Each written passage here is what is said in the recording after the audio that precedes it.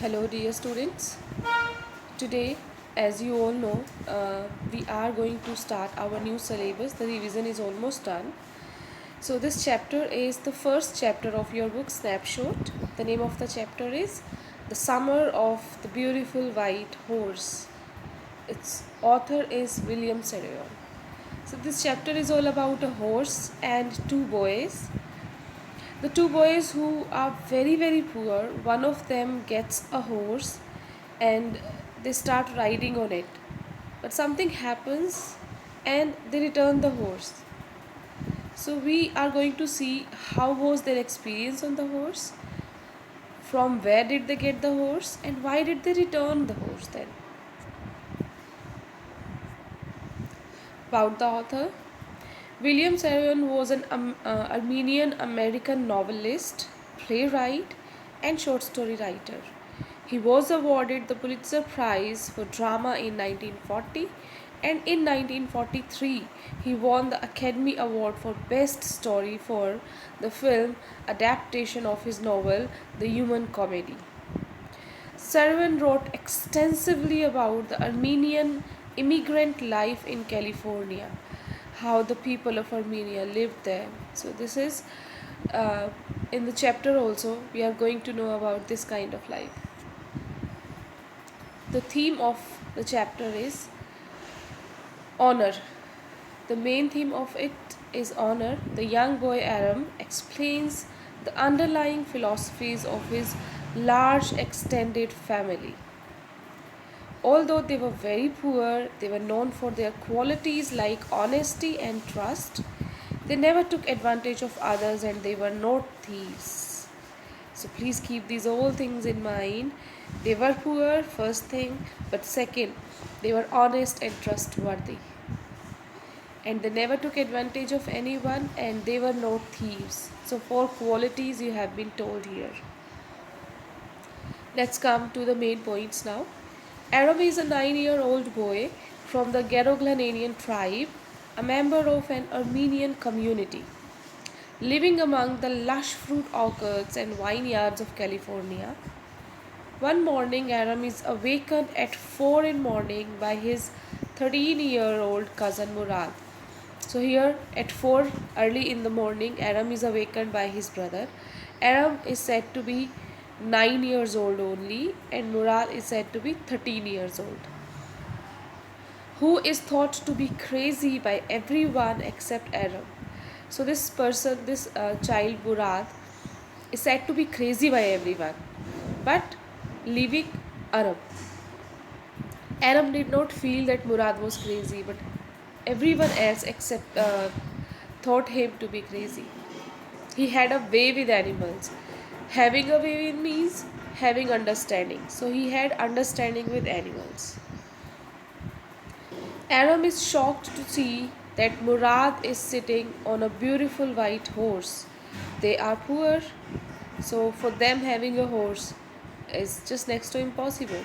So at 4 in the morning, Aram is shocked to see that how can Murad sit on a horse?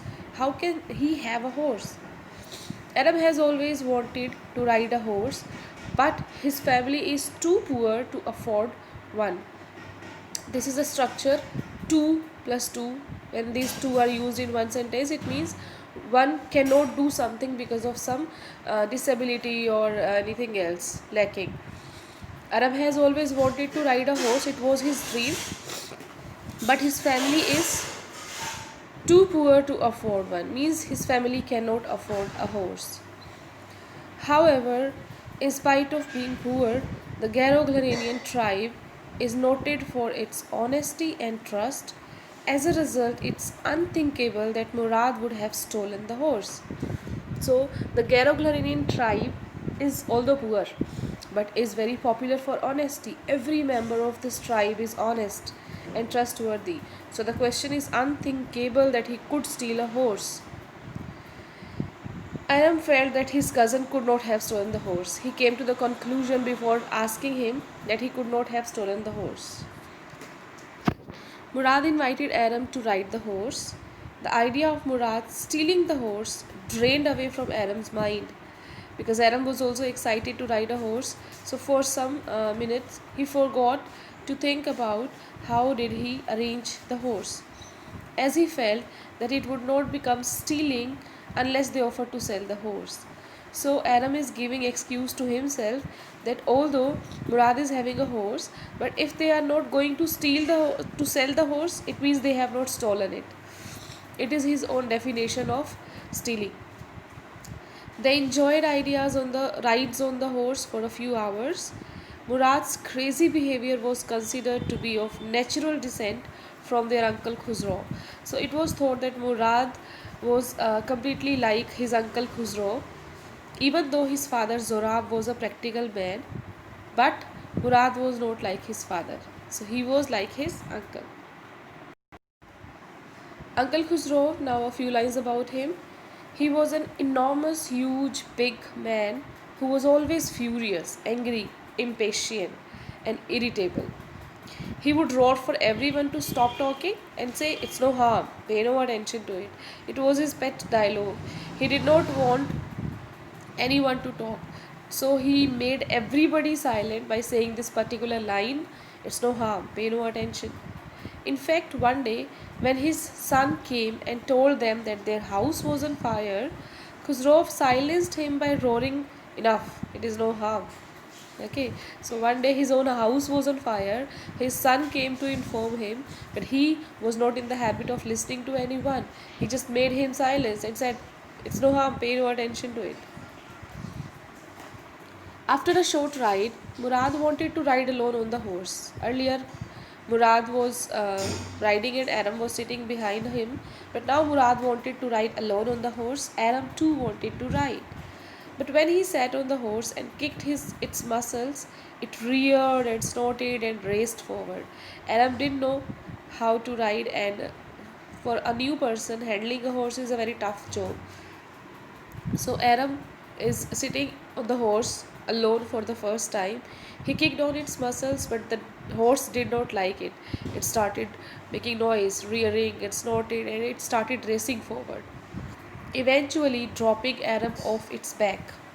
So the horse ran quickly and Aram fell down.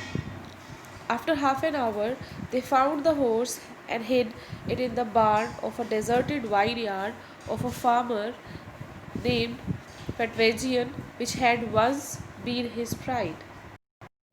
So they took half an hour riding and then they hid the horse because they could not show it to the family. We are not sure from where Murad had arranged the horse, but it's definitely not his. He is not the owner.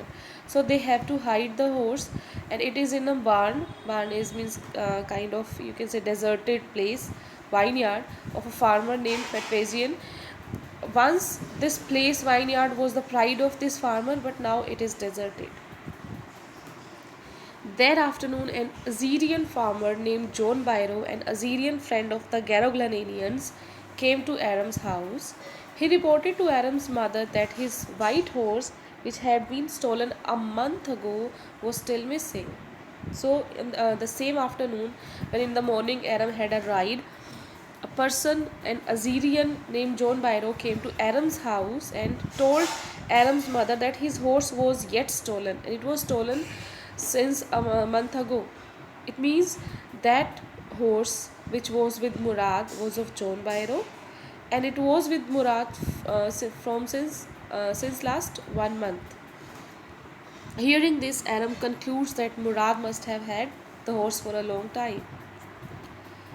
Khusro, who was at Aram's house when Byro came, shouted, "It's no harm," to such an extent that Byro was forced to leave to avoid responding. Khusrov, who was complaining about his stolen horse to Aram's mother, was interrupted by John Byro, and John Byro was interrupted with Uncle Khusrov's words because he said very loudly, "It's no harm, pay no attention," and John Byro had to go from there. Aram ran to Murad to inform him about Byro's arrival. Aram also pleads with Murad not to return the horse until he could learn to ride. So Aram, he requested Murad, "Don't return the horse until I learn to ride." So as a true Garoglananian, he should have told him to return the horse, but he himself was so tempted to ride the horse that he requested Murad not to return the horse. Murad disagrees, saying that Aram would take at least a year to learn, but promises he would keep it for 6 months at most. So Murad, he said that Aram, you can't learn to ride. You need 1 year minimum, but I will be keeping the horse with me with 6 months for 6 months. So they had decided that after 6 months they would return the horse to John Byron.